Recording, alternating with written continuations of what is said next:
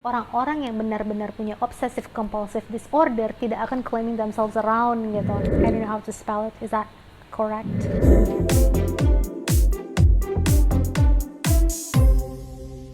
Hai guys, welcome back to my YouTube channel. Nama gue Gia, dan di video kali ini gue mau ngebahas tentang buku-buku yang gue baca dari bulan Agustus sampai Oktober. Buku-buku yang gue baca ini juga banyak yang gue revisit gitu, buku yang udah pernah gue baca sebelumnya, tapi gue mulai revisit lagi. Yang pertama adalah Zen, Shunimyo Masuno. Ini juga gue udah sempat bikin reviewnya. Cantik banget ya, tipe-tipe buku self-help yang ilustrasinya tuh cantik banget tuh.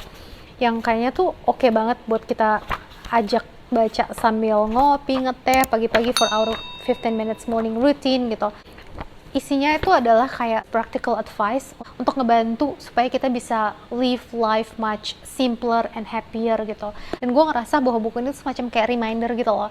The kind of book that you would like to see once in a while gitu. Lalu buku selanjutnya adalah bukunya Haemin Sunim yang judulnya Love for Imperfect Things. Tipe-tipe buku yang cantik dengan ilustrasinya gitu tuh, yang bacanya tuh nggak akan bosen deh pasti tuh.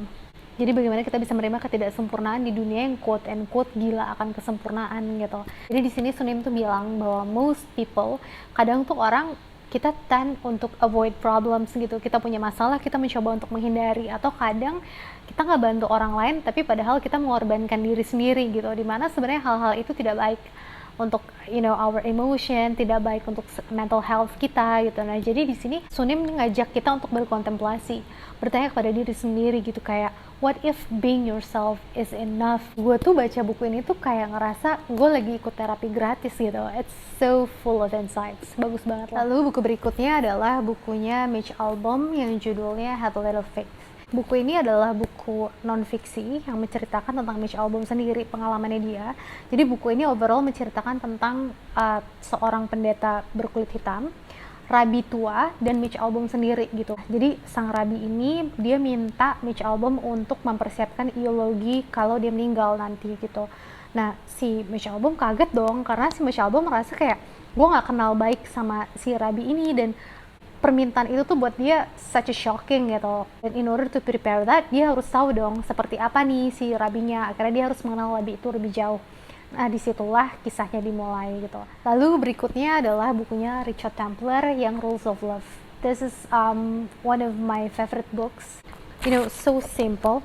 Ini cuma kayak tiap topik tuh 2 halaman. Dan semuanya tuh sebenarnya all the things that we already know gitu. Jadi buku ini tuh kayak apa ya? Lebih kayak reminder, cause we need that kan. Sometimes once in a while we need to be reminded. Dan yang kerennya lagi, buku ini dia bahas semua stages of relationship. Menurut gue buku ini bagus banget. Lalu berikutnya adalah bukunya Vex King yang judulnya Good Vibes, Good Life. Ini adalah buku tentang self love, which I think it's very important untuk punya self love di zaman digitalisasi yang kalau misalnya kita lihat sosmed dikit kita jadi insecure. Nah, buku ini mengajarkan kita untuk bagaimana kita accept yourself the way you are.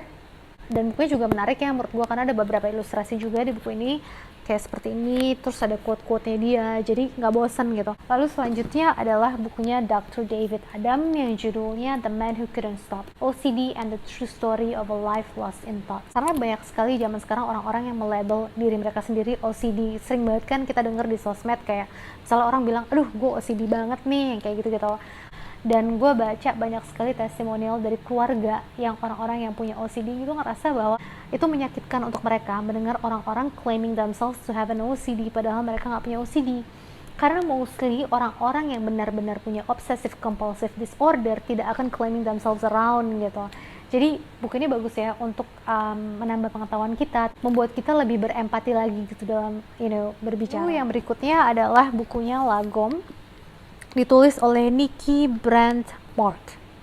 I don't know how to spell it. Is that correct? Mungkin teman-teman lebih familiar sama bukunya Marie Kondo kali ya, yang Life Changing Magic of Tidying Up Spark Joy. Everyone knows that book, tapi buku ini mungkin masih jarang ya. Mirip-mirip memang sama bukunya Marie Kondo. Jadi kayak rahasia hidup bahagianya orang Swedia gitu. Dan bukunya juga cantik banget ya. Isinya seperti ini. Tuh, kayak gitu. Jadi nggak bosen bacanya, menyenangkan banget untuk dibaca. Atau teman-teman yang suka banget belanja di IKEA, as you know IKEA juga dari Sweden, you guys have to read this Lagom. Menyenangkan sekali dan bukunya juga cantik banget, tuh hardcover, so it could be a sweet addition to your bookcase at home. Lagom by Nikki Brandmark. Lalu berikutnya adalah bukunya Memories dari Langlev. Ini pertama kalinya gue baca buku dia, ternyata dia cukup famous ya, dan waktu gue baca juga ternyata menarik banget, ilustrasinya juga cantik banget. Gue juga vintage banget ya, hardcover juga, so it's very good collection. Isinya mostly tentang puisi dan prosa yang berhubungan dengan memories, love gitu. Karena kebetulan gue suka baca Khalil Gibran juga, dan gue juga ada satu buku jurnal Love Letters, itu buku-buku tentang surat-surat cinta klasik gitu. Jadi buku ini tuh kayak obat rindu kalau misalnya gue lagi pengen baca sesuatu yang puitis gitu. It's a very good book if you love things like poetry atau love letters. Selanjutnya adalah Robin Sharma, The Monk Who Sold His Ferrari. Ini salah satu buku fiksi yang gue suka banget. It's one of the best motivational fiction I've ever read. Buku ini tuh packed banget. Every page you'll get something to learn, literally gitu. Gue ngerasa kayak setiap gue baca halamannya, kayak ada aja gitu yang gue pelajari gitu. Bagus banget buku ini. Jadi menceritakan tentang si Julian Mantle. Julian Mantle itu adalah seorang pengacara yang gila kerja. Bisa dibilang dia adalah budak uang dan waktu gitu. Sampai akhirnya dia menemukan titik balik dalam hidupnya ketika dia hampir mati di ruang sidang karena heart attack. Nah dari situ dia mencoba untuk pengen tahu sebenarnya makna hidup tuh apa sih. Sampai akhirnya dia pergi ke pegunungan Himalaya dan di sana dia mulai berguru gitu. Disitulah dia menemukan yang namanya mungkin bisa dibilang kayak 7 Stages of Life Awakening. Di situ dia akan mengajarkan kita tentang apa yang dia pelajari di pegunungan Himalaya itu. Lalu selanjutnya adalah bukunya Haruki Murakami, Norwegian Wood. Gue suka karena mostly his books are dark gitu, I like it. Sebenarnya Norwegian Wood gue udah pernah baca sebelumnya, tapi gue bernostalgia lagi sama seperti isi bukunya. Bukunya kan memang si Toru Watanabe itu lagi bernostalgia. Jadi bukunya ini menceritakan tentang Toru Watanabe, seorang laki-laki yang tentang perjalanan hidupnya dia, kayak transisi dia menuju kedewasaan gitu.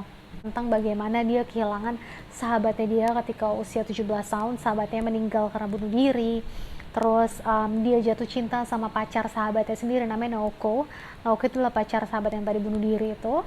Until one day si Toru Watanabe udah kenalan sama orang-orang baru, dia dapat surat dari Naoko yang memberitahu dia bahwa ternyata Naoko selama ini ada di sanatorium gitu. It's not only about love story gitu ya. Di buku ini tuh menurutku banyak sekali konflik psikologi yang diceritakan oleh Murakami, dikemas dengan sangat menarik, dari cerita tentang persahabatan, cinta, sex orientation, gangguan mental, depresi, sampai kematian. Banyak banget cerita kematian di buku ini. Baca buku ini gue ngerasa tuh kayak riding a roller coaster ride gitu, in a very positive and fun way. Lalu berikutnya adalah The Reason I Jump by Naoki Higashida. Kebetulan bukunya gue pinjemin ke teman gue. Buku yang menceritakan tentang anak umur 13 tahun yang menderita autism. Isinya tuh Q&A, question and answer. Nah di sini tuh kita diberi kesempatan untuk masuk ke pemikirannya Naoki Higashida. Buku ini dibantu ditranslate oleh David Mitchell, di mana David Mitchell ini dan Kak Ayo Shida istrinya, mereka punya anak yang juga autis. Sampai David Mitchell ini bilang bahwa baca buku ini tuh seperti kayak seolah-olah our own son who's talking to us, kayak gitu dia bilang. Lalu buku berikutnya adalah What I Wish I Knew When I Was 20 by Tina Silik. Ini gue juga udah bikin buku reviewnya, bukunya nggak ada, kayaknya ada di bookcase gue di atas. Jadi Tina Silik ini adalah seorang profesor yang punya gelar PhD di Neuroscience dari Stanford School of Medicine, dan dia juga entrepreneur, dia juga penulis. Nah buku ini menurut gue cocok dibaca untuk orang-orang yang kayak misalnya baru mau mulai bikin bisnis baru atau mau mulai sesuatu yang baru.